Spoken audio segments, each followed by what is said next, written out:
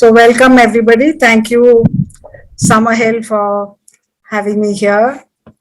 And I love to share my recent work and my explorations uh, of recent times. And we've been looking at, we've had a online teacher training program, teacher development program for a year. And some learnings from there I'd like to share and look at how we could look at educators for democratic education. That's been a bee in my bonnet for many years, as Yakov and others know. And we've been looking at the possibility of how to develop a program for democratic education for adults in the democratic world. For children, when we're working with children, children take to naturally to the democratic practices and the culture of it, and it's natural to them. But for adults, it has been a tough journey, and wherever we have tried, that seems to be an issue. So I feel we have to work a little harder with the educators to make them kind of be themselves and be also part of a democratic culture. So I think the problem perhaps lies in, I'm talking mainly from my experience in India, but also looking at schools here and there and working with the adults in other places too. I find that in our families, very often the adults in the present schools who are maybe in their 20s, 30s, their family has been really dominated by their parents, other family members, and somehow still continues to be feudal. Though we call ourselves democratic in India and in many other places, the family structure has more or less been feudal in India. And when we go to school, when they have been to school, the school system is also rather overstructured, and the peers play an important role in their, especially when they're adult, when they're 6 to 12 years old or in their adolescence, the peers play a major role. And the structure of the school itself is so part of our mind that it's very difficult to get rid of it and look at it, from outside that, or take it out of our system. When they go to work also, work is also very hierarchical, and the pressures of targets, meeting targets, working for others, that seems to be also a rather undemocratic kind of a practice. And so often decision making is from external sources, from extraneous kind of purposes. And that seems to be the culture with which the students come to us as wanting to be teachers, wanting to be parents, and wanting to work in a more or less a democratic way. So the loci of authority is outside themselves. They're always thinking about what others feel rather than what they feel, what others are going to think rather than what they want to express their own ideas. So this is something that we need to work through for the adult.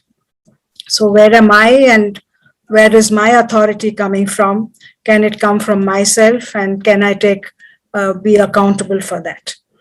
That's one large area that we need to work on to help adults be democratic in their daily life. So the inner learning environment, whether it's a school or at home, the personhood really seems to be very critical. And because when children come to us, how we respond, how we act, how we talk to them, all that, and in every minute, our personhood is playing up. And how does that, so one has to work on one's personhood to look at children or look at ourselves, and so that we can be democratic is one way, being free with the children, conversing rather than lecturing, talking to them instead of instructing. So how could we bring about that change in ourselves is an inner journey. And one of the areas that we need to work maybe is in all ourselves to make what is unconscious conscious. Because what we carry from our childhood stays with us. And unless we work it through and make that unconscious, emotional, under the surface area come to the surface and address it, we're not going to help ourselves to change. So this possibility of in a program where we work in a group is to reflect along with ourselves individually and also with others. And that feedback, I think, is rather important for when we work in a group, so that there is a factual feedback. There's not a judgment of others or a judgment even of ourselves, because very often we don't judge others with our, being conscious of some of the things that we are doing, but we are often judging ourselves very critically. So can we be kind to others and to ourselves also? And look at how we can live a full life and keeping to the uniqueness of ourselves. And so how do we help also the adults to be this way? Please feel free to ask questions or to discuss some things.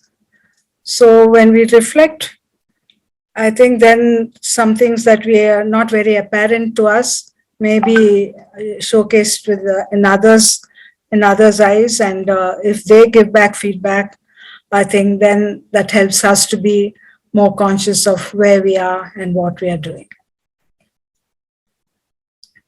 So this it's both in the field of looking at ourselves both as individuals. In fact, 3 areas, both as individuals in small groups and in the collective. This is from IDEC 2018, the photograph. And some of you may recognize some people here. So the collective is also important and a source for looking at ourselves. How do we behave? What happens to us when we are in a big group? And also what happens in a small group. If this reflective analysis is not done, I feel what happens is that we have a knee-jerk reaction.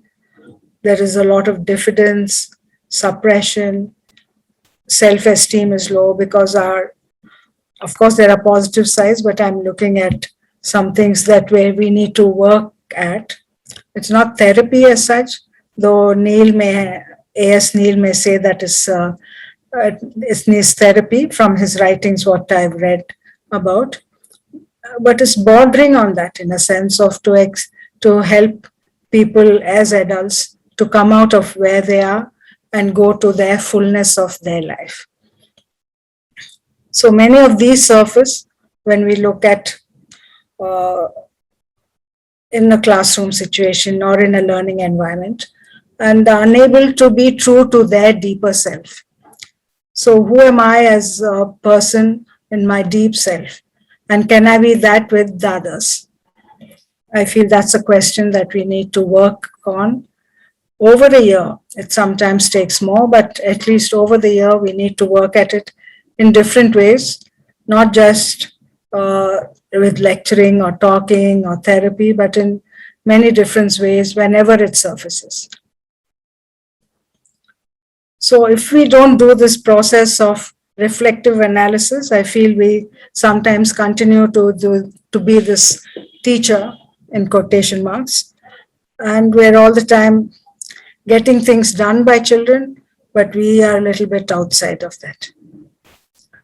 So we continue to be the teacher, the shower, the know-all, and though even in alternative schools, very often things have changed, but very often the adult's role continues to be a little bit on the old track. Maybe the context changes, there's no school, there's no big building, but even then, the adults, if we don't work with ourselves, all this may happen. So in professional development, whether it's a year-long program or short programs, I feel these unresolved feelings from childhood, which are residual from there, we need to look at it whenever they surface. And to work with, of course, as groups, as individuals, as individuals or in small groups and collective, because that makes a difference, a small group or a collective, because sometimes in a small group you can be intimate. How you are a member of a group changes if it's a small group or a collective, and one has to experience that so that you work. Sometimes you can be intimate, but in a collective you can't be intimate.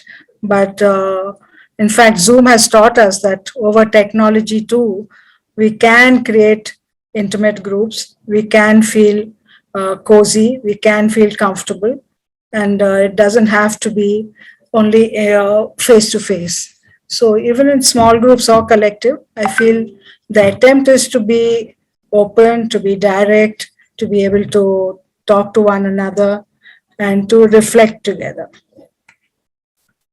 And we need to look at where am I now? Where do I need to go? What do I need to do? And how do I need to do that? We may not have the answers, but that's the path of a spiritual development for the educator. And to resolve certain things as we go down that path. We can't carry them forever. So we have to drop some things and carry on, otherwise it does become burden. But what is this towards? What do we do with this spiritual development or the professional development? I feel it's, as a child's potential is underestimated, so also is the adult's possibilities for change and wholeness are grossly underestimated. And we need to work with the development of both the child and the adult simultaneously. So could we look at, not think of adults, not think of ourselves as semi demigods or semi things that we know all, we know everything, and we are wonderful creatures, but to work side by side with the children and develop along with them, because we can't be perfect in any which way, and to accept ourselves as where we are, and that we also need to go ahead.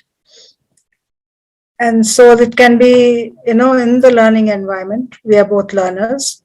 We say that in a cliche way, but I feel in a spiritual sense, in our deeper selves, we're all learning, not just intellectual or academic kind of learning, but about ourselves. And I think in that region of spiritual preparation or a spiritual development, that we work side by side with the children, and we are, and therefore equal. And we have a lot to learn from them in this area.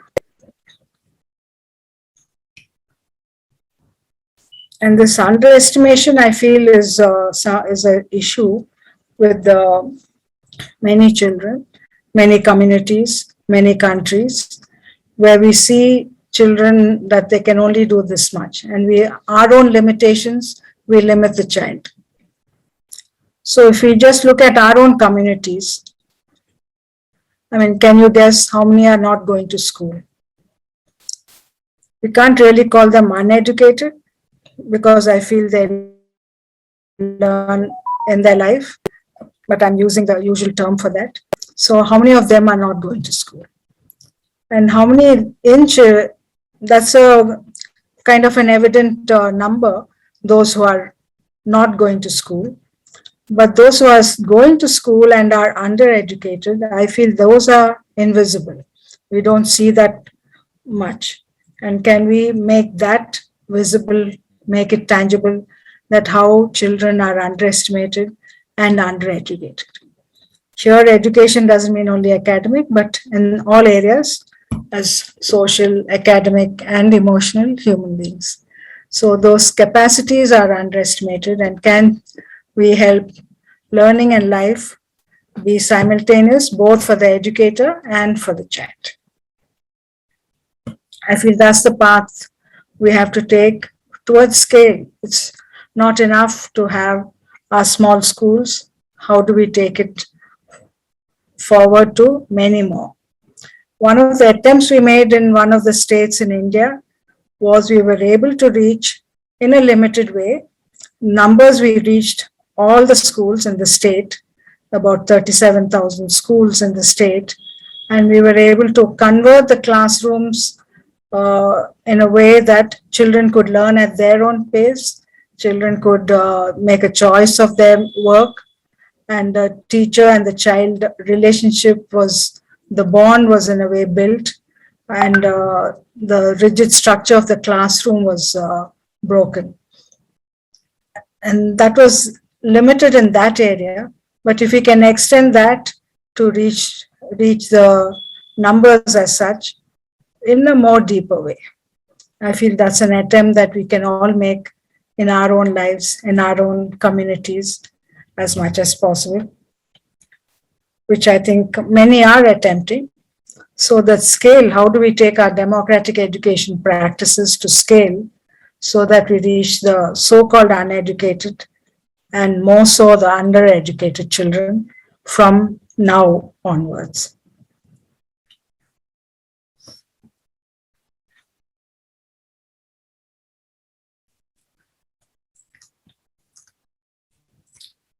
I could leave it open for discussion. If you want to emphasize on something, want to discuss something more, we could do that.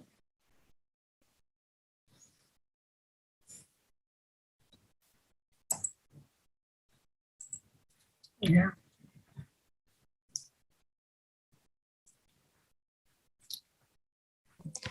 Can I ask a question? Hello? Yeah. Yes, yeah.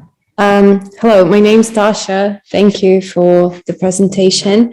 And my question is, what role do you consider a teacher plays in a child's life? To what extent does it function? I feel that what I see in our is like a guide or a facilitator. You're enabling something. You're not the actor. You're enabling the actor to act. The child is the actor, and we are the enablers as an adult. So we are not, if we make ourselves the enabler, then you're kind of creating the environment where the actor acts. So we are not the actor. Wow, that's you can see that in very beautiful answer. Yes. Thank you. Yes. Thank you. Hello, ma'am. Can I ask a question? Sure. Thank you for the presentation, ma'am. I just when I just signed in. You can call me Amukta. You can call me Amukta. Yeah. Okay. Sorry for that. Yeah. I am from a village of Jammu Kashmir, India, and here Yes. I'm working with some young kids. But the thing you said that it's like children are very much democratic, but adults are not. So Yes. these kinds of issues I am facing here, like people are not trusting the non-conventional ways of teaching. What they need for their children, especially the parents, they need the traditional setup. They don't trust me. They don't trust what I'm saying, and they keep on complaining about that why you are not going with the ABCD thing, and why you are not going with the why you are not focusing on mistakes and all the traditional setup they have in their mind. Yeah. So Yeah. in this case, sometimes I feel it difficult to deal with the adults. So what should be done then? Yeah. One is, I feel the use of terminology is also important. I feel these are conventional schools, and traditional learning has been happening right from the time humanity began. So that's traditional learning. So if you see artisans or stone carvers or any skilled person or any human being from right from time immemorial, we have been learning. I mean, we can consider that as traditional learning.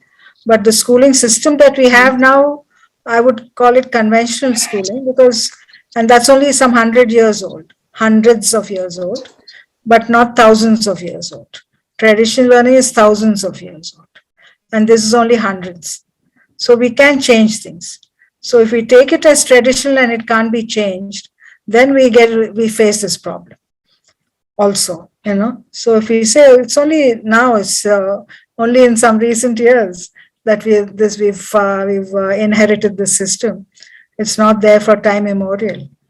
And if we bring to consciousness that every community has been learning over these many thousands of years, and that is what we want to be in touch with, in a sense, and make it, of course, contemporary for today's life. I feel then we don't hit upon this problem with parents, and they also are able to see that this is not a burden that we have sitting on our heads, and we can't change it, we can't play with it, we can't do anything with it, but that is ours to play with.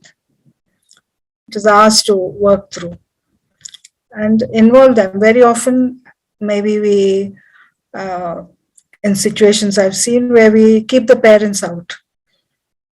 You know, as so long as the children come in and we take them as we enroll them, after that parents are kept out of schools, and the grumble is really their feeling isolated, feeling left out. If we can bring them into the education space along with their children, I feel that's a possibility that can cut through some of the barriers or hurdles that we do face. Many can do that. Many have that issue. In the government schools in Tamil Nadu, what we did was, I mean, these are regular government schools. We invited the parents to observe. In the class, they had to schedule and fix an appointment and come because there were so many children and so many parents. And once they observed the class, they said, I want to do this, I want to do that. So they became part of that process. So how do we include them, I think, is an issue that we can take. Thank you, ma'am. Amukta, Yes. I understand you say that you try to make the school more mixed generation, that also this will be a student in the school? They could be, yeah.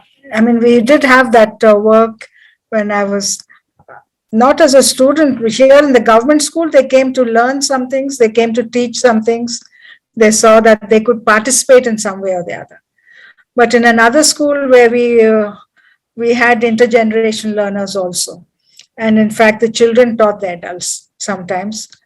And the adults, grown-up people came to learn Hindi, or they came to learn a language, or they came to pass an exam. And they were part of the school also for some part of the day. So that's a possibility. They're learning something else, and children may teach them, they may teach children. That's it can be a wonderful environment. Yeah, I think this is the future of the schooling. It's a learning space, you know, so for anybody. And tell me, maybe I don't understand clear, but when you talk about how many student is not going to school, it was a metaphor or real? How many percent of student doesn't go to school in India? See, when they're 6 and 7, 100% are enrolled. They're in the school records. But by class 3, by the time they're 8 years old, a large percentage drop out. By class 5, 30% drop out. Or they're enrolled but don't go to school. 50%? Yeah, 30%. Yeah. That's a big number. Yeah. And those in school, those are visible, you know. Yeah. Like once I was running a center, learning center in the, you know, in a poor economic zone in Madras and Chennai and another. Left school, begin to work? They'll work, yeah. They help their parents. In the villages, in the rural areas, they'll work. And connect, I think we saw it last time when IDEC was the first time when First IDEC time. was, yeah, the first time when IDEC was in India, we go to Yes. see the project in Delhi, I think, Yes. that connect Yes. Working children. the Yes. streets that begin to learn. And it's Yes. going in India, or it's, what's the It's not situation? only in India. Yeah, I feel everywhere, no? I mean, many places. I feel the children not going to school, people know about them, you know. If but those who are in school and who are having a bad time and not learning, I feel that's worse. They're happy that children are going to school, but the numbers that are undereducated there, I feel is very large, and the grossness of that is something that we need to look at also. See, working children, I feel that's they're learning in their own context, and it's not child labor. So long as they're not exploited, that's fine, you know. Yeah. And they're doing mostly agricultural labor. The children who drop out, the majority are doing agriculture, working with their parents, or in craft industries. The exploitation is in minor areas, in some sectors. But the children in going to school, I feel that's a major crime in a sense, and who are not learning. And maybe this is the reason that a lot of people left school. Yeah, definitely. Because I- it doesn't meet their needs. And I think the number in India is, especially, I don't think in Europe we have something like, I don't know exactly the number, but maybe in 5 grades no one left school, and maybe in the 12 grades 1 or 2%. That's Yes. But this underlearning, I feel, is all over. yeah. You know. Under that, go to school Yes. and not learning. Yes. It's Yes. Yeah. And not just academics. You know, learning about life. Yeah, that's. Maybe we can say that they learn how to deal with the boring situations. Yes. Yeah. They need Yes. to be creative. Yeah. But the other context also, you are asking where else is this, where children drop out from school. I feel in South America, there are quite a few, numbers are high. So also in Bangladesh and Africa and Asia, some parts of Asia, not in Japan and Korea and Taiwan maybe, but and China may not be, but from other regions of Asia, also a lot of high dropouts.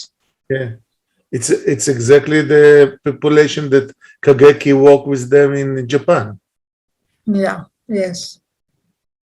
And tell me, so you have a lot of alternative education that try to work with these children that doesn't go to school?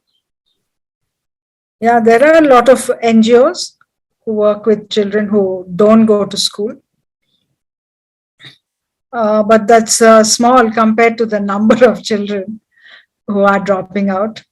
I worked with the children in the fishermen's community, and so we had timings to suit the children, and we said that life and school should go together. So they were free in the afternoon. So we had like 2-3 hours of school every day in the afternoon, and whoever was free would come at that time. Otherwise, they were helping their parents to sell fish, and some of the boys would go fishing with their fathers. And they were happy to come to school. But if I had a full day school, they wouldn't have been able to come.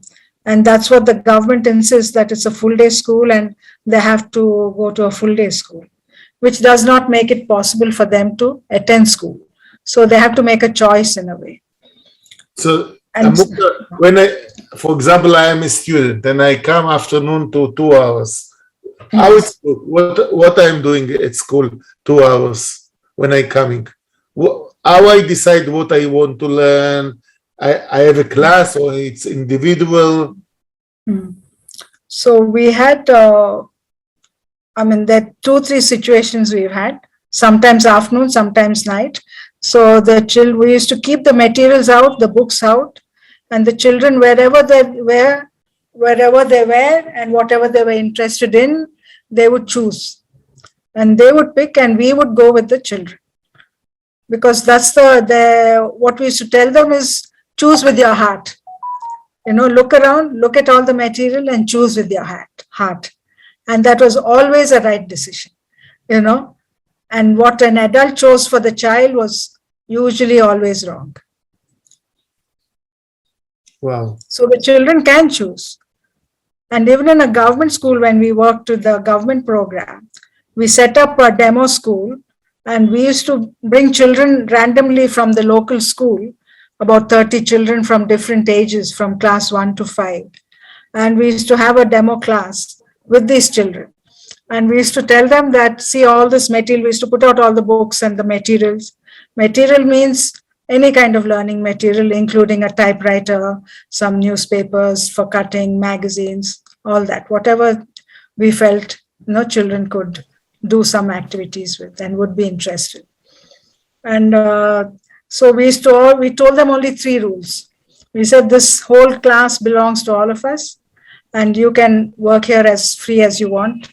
And we said, go around and look at all the materials.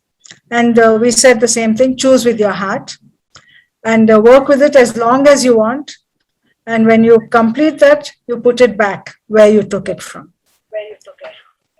And we said that since we are so many of us working together, let's talk softly. So these were the 3 rules: talk softly, put back materials where you took them from, choose with your heart. And for 3 hours, we were all so busy, and the children were so busy, that the people who are observing, the trainers, the teachers, government teachers, they couldn't believe it was real. They said we had rehearsals with them, and this was all a drama. Wow. So, and wherever we went, we did this. And children, it's a natural way of learning.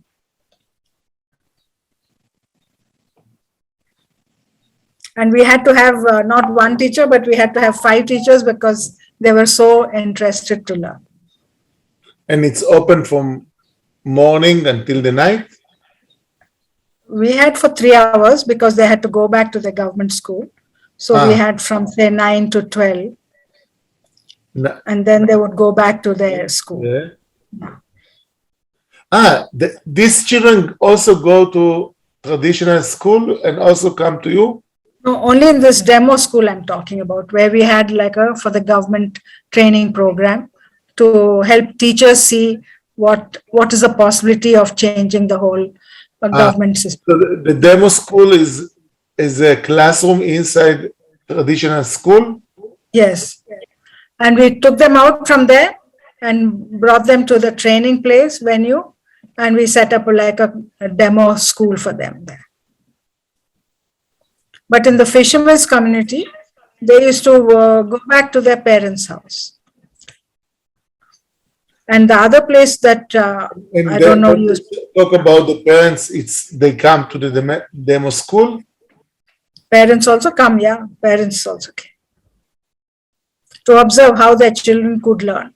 Otherwise, they would not believe that their children could learn like this. So it's like a school inside school? Yeah, something like that. Wonderful. It was temporary, yeah. Great. But that helped to change the whole government structure. That demo school and those children helped to change the whole government structure. For at least 15 years, the government schools ran like that. It was called the ABL, Activity-Based Learning, it was called, in Tamil Nadu. And from there... Amukta, sorry. Are you colleagues? What's the name? ABL, Activity-Based Learning. Activity-Based Learning, okay. Yeah.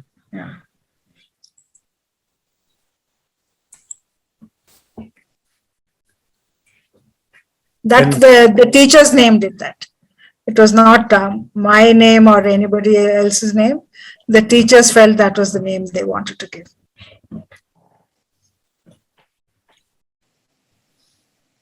Fascinating. But we've seen that happening in many areas, even in Karnataka, in one of the districts, about 60 government schools we took on. And so we had, these were the children who used to drop out. They were economically not poor. But in this district, a lot of hotels and restaurants are started by families from this district, Udupi restaurants, from those who know India. And the children would drop out from school and go to work in these restaurants. So the teachers too, when they saw children not functioning well in school, they would tell them, go and work in your uncle's restaurant. What are you wasting your time here for, etc. So we took on about 60 government schools there, and we had night schools for the working children. So the children would come. Now the school children or the working children could come to the night schools. They were enrolled in the government school for their name and for the record, but they used to come to learn in the night schools. So after work, that was after 6 to 9, they would come. So there too, we just kept the materials out, the books out. One adult was there, and the children would learn by themselves. Wow. So the children decided to come in the evening. No one forced. No one forced them. So sometimes they would skip going to the government school, and we had a understanding with the government school not to force children to come to school, and they could go either to their school or to the night school. So it is scalable in a sense. We can take this kind of education to scale anywhere in the sense. So, it's just that the adult needs to be prepared. What limited you now? Why you don't build a lot of, what's the border that you meet, go up? I feel this work, adults, preparing the adults in a way, I feel that's important. And the government now, I don't know, they're not so interested. We have to again start working with them. It is tiring working with the government. In Tamil Nadu, it was exhausting because you have to all the time, that energy has to come from you to, transform their energy into action, So I think the limitation now is to help teachers or adults to be democratic educators. Amukta, I have a question. Yes. Do you have, because you have been talking about the experience with the children. Yes. I would like to know if you have experience with the adults in this process of making them conscious of the unconscious. Mm-hmm. Is this Blanca speaking or? Yes, this is Blanca from Colombia. Yeah, hi Blanca. I think we've worked with that, with adults to some extent, but not deep enough maybe. And I feel what we also, Blanca and I work together in Blue Mountain Schools in OT. And Blanca, I think that Vipassana that we brought there is part of that, to work with so that it comes to the surface. We don't have to talk about it, but in all my programs, we do work with the teachers. And when it surfaces, I think we need to look at it. It has happened recently also in our this online program this year that we've had. There have been hiccups and been ups and downs. And we have to address it as it comes and help the students, the people, to see where they are. Mm-hmm. Because also the focus is in our childhood is also not working in a group. The collaborative learning is not our experience. So how do we work as a group? How do we collaborate? Sometimes that works beautifully and something else does not, you know. So every year some issues come up because that's where we are. And if there are two people, I feel that's some issues will be there, and how do we address that? And that's the growth for us and for the children, and for me as a trainer or as an adult working with the teachers. I don't know if others would like to talk about it. I think others, some are here. Nalini or Naga, I can see some names. How do we work with adults to make the unconscious conscious?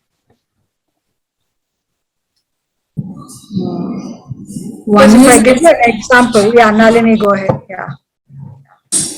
One we do is make them think and see the root cause of certain feelings, certain emotions that they see during the course or through the journey, and bringing those experiences as a group, as a collective, bringing all the experience in front of everybody. So that helps each other to see where they are and understand better. And that also makes us think of where it is coming from. What is that unconscious that is bringing the emotion or feeling where we are at? See, I can give you an example of what Nalini is talking about. Say, like many women in India are not, I mean, the environment is not conducive for them to express themselves. Let me put it that way.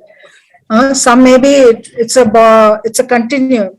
Some don't have that environment. Some are oppressed or suppressed about expressing their ideas. So they bring that relationship into the training center too. You know, so am I allowed to talk? Am I allowed to express my ideas? Can I share my thoughts? I mean, everything is asking for permission, you know, and they themselves are not sure of whether I can articulate it or not. And that is something that we have to work with. So let's talk, let's share, and let's discuss issues. Nothing wrong about it. And address those things that we are faced with.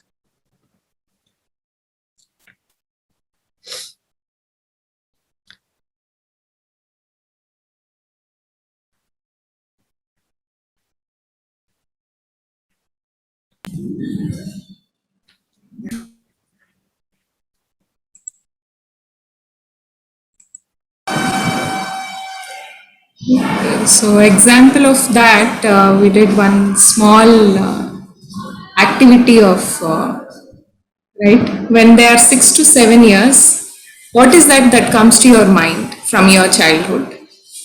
Whatever it is, what is on top of your mind that you can remember when you are 6 to 7 year old?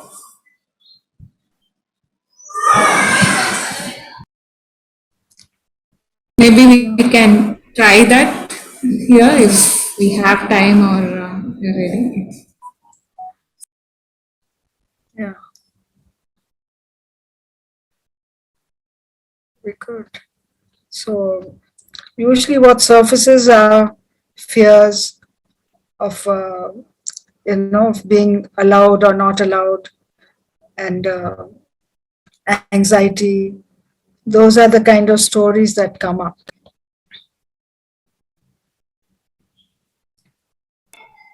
Once it's articulated, that itself is, an empowerment.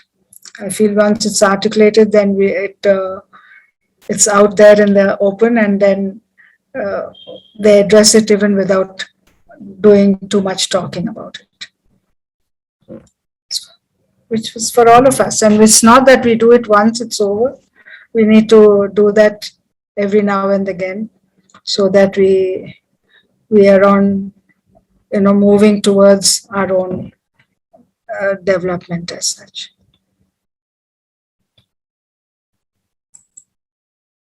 Blanca, would you like to share something? Well, actually, I was thinking that in Colombia, there are some communities, original communities, that don't want school for their children because they have another process of transmission of knowledge where community plays the main role.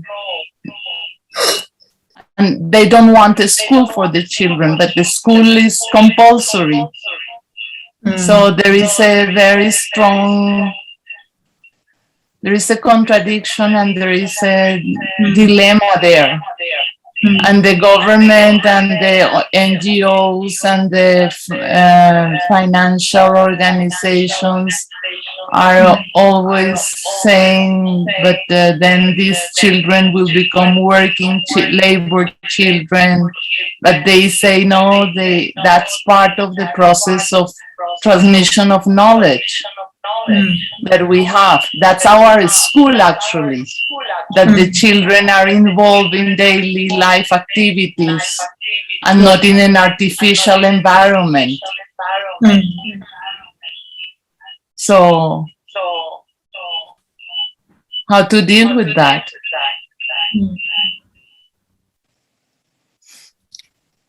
Yeah. I don't know. I feel when we went to New Zealand, I don't know if Yakov remembers, when we went to New Zealand some years ago, the people, the schools were, brought by the English to New Zealand, and the local people, and they were not allowed to use their language for many years. And then there were protests that we want to use our language, and so then the original people from the land said, we are losing our language and we need to learn to speak it in school also. So then the government, because of their protests, allowed their language to be spoken in the schools, and but they had to find the teachers.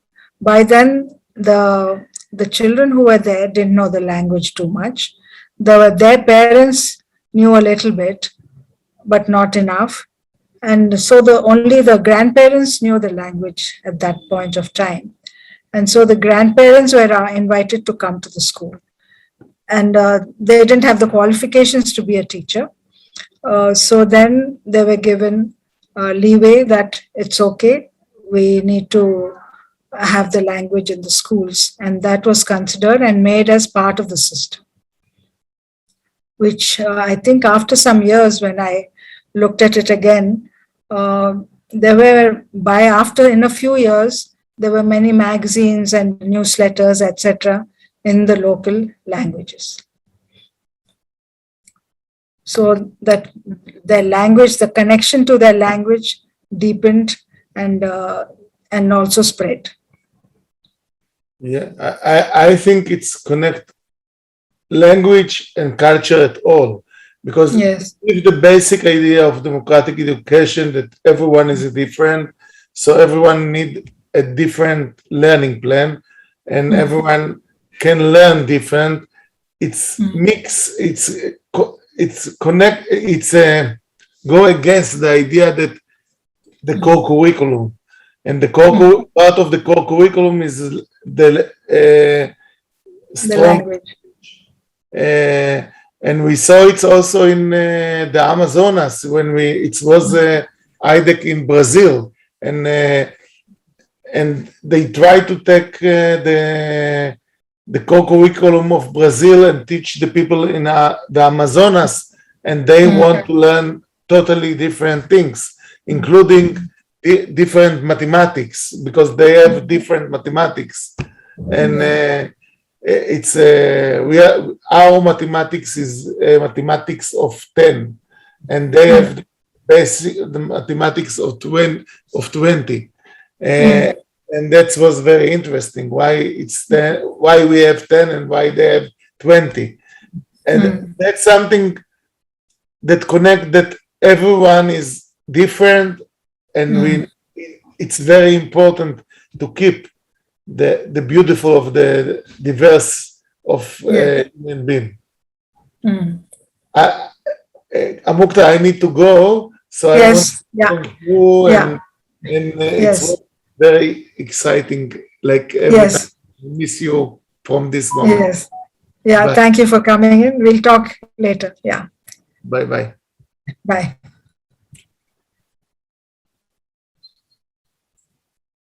Shall we stop here? If there are any other discussions? Is there Hi, another Mike. question? Hi, Mike.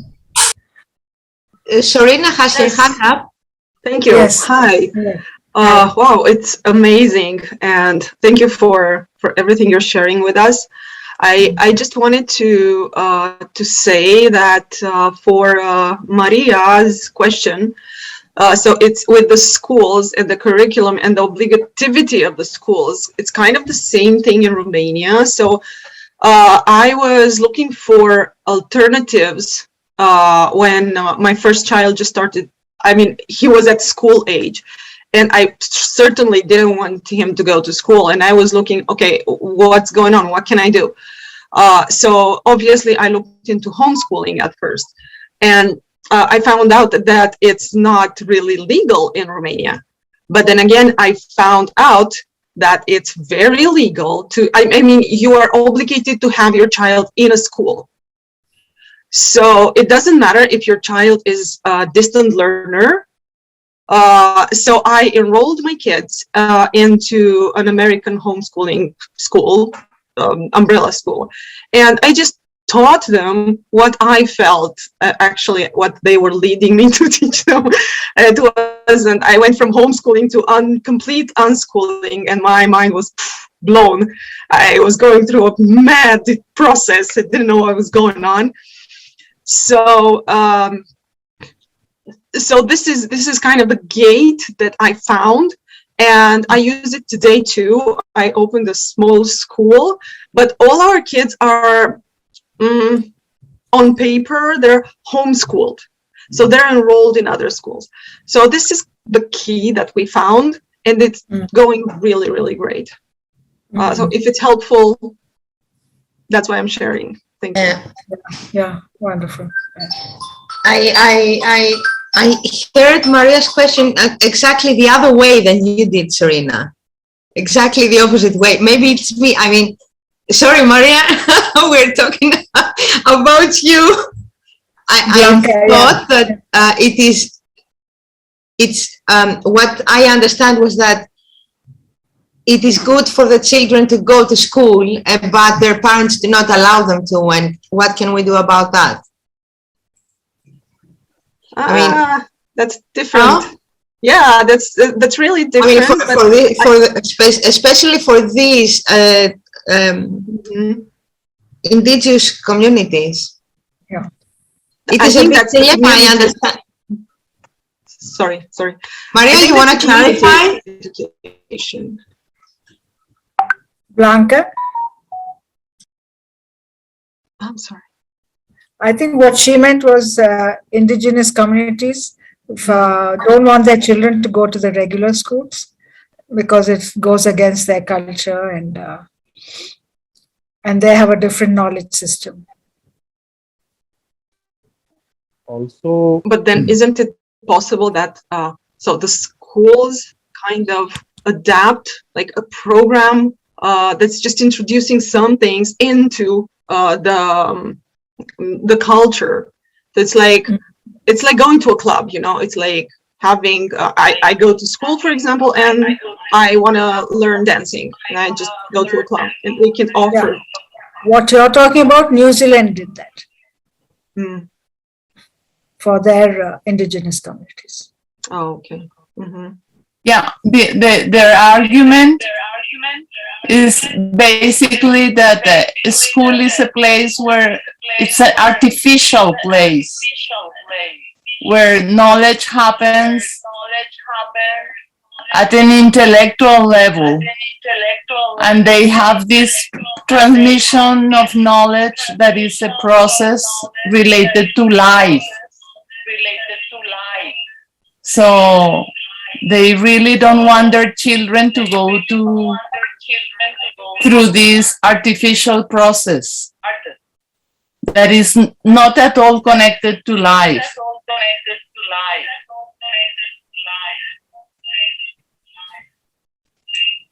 Well, who can blame them for the argument? Absolutely. Actually, I think we could learn from them. Yes, we need to get there. Yeah. Yes. Yeah. Yeah, I actually respect their views. But what Amukta described with a night school, for me, in Greece there are night schools, but they're the government has them for students who have to work during the day. They're not obligatory. Yes. They are only for the 10th and 11th year. But night schools and this philosophy is really what school should be oriented to. When the school adjusts to the needs of the society and the needs of the students, not only in terms of subjects, that I'm interested in learning how to sew, for example, or how to make a newspaper, but also in terms of what time does it work every day, for how long does it work every day. This is how it is really, it makes knowledge approachable for more people. And change applicable for the whole society. Yes. Yeah. This thing that the government insists that the schools are all day, and then the result of this is that a lot of children drop out. I mean, don't they understand that this is the wrong approach? Yes. Yeah. That's why we had to take a way out where they just enroll formally in the schools, but they may go to a night school or an evening school for learning. Yeah. Especially if they have the ability to be more flexible with the subjects they can learn there. That's even more interesting. Yeah. I'm removing spotlight. Yes. So are there any other questions? Please, feel free to ask. Yeah.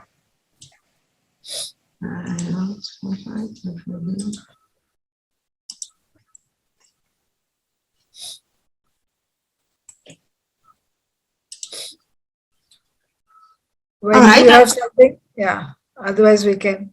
I thought you had a question some time ago, Wendy, or something to discuss. Shall we close here then, Mara? They don't know your name. I don't know if people know your name. Oh, I'm sorry. I forgot to rename myself. It always happens. I'm sorry. Yeah. I'm sorry. I'm Maro. Hi. Let me change that.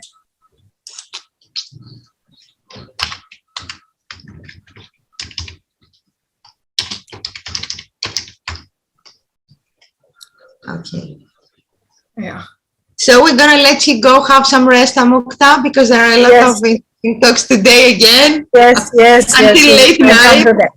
Yes, I'll come for them. Yeah.